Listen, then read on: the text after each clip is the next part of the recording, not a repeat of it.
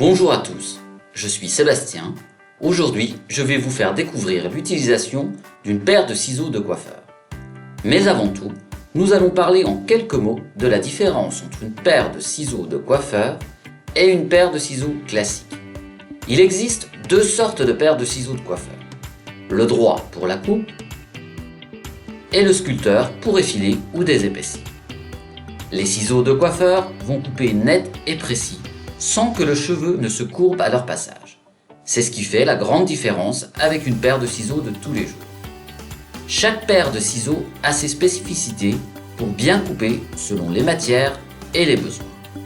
Quelques exemples, les ciseaux de couture, de cuisine ou encore pour le papier. Maintenant, je vais vous détailler les différentes parties d'une paire de ciseaux de coiffeur.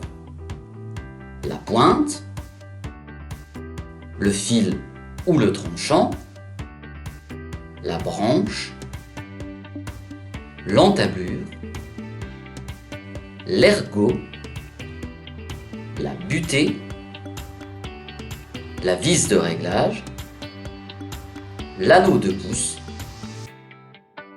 et enfin la lame. Comme nous connaissons maintenant les différentes parties de notre paire de ciseaux, nous allons apprendre à placer nos doigts au bon endroit sur celle-ci.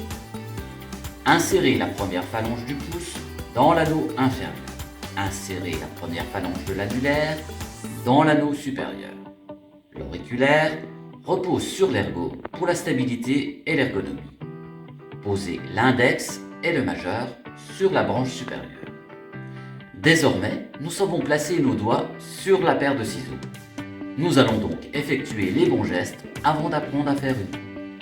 La vis de serrage doit toujours être tournée vers soi. Les ciseaux doivent être parallèles durant la coupe. C'est le pouce qui actionne la lame supérieure par un mouvement de va-et-vient. La cadence doit être régulière pour éviter les barres, c'est-à-dire plus précisément l'écran.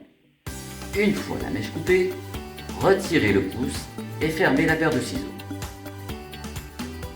Je vous rappelle le placement des doigts sur la paire de ciseaux et les bons gestes à effectuer.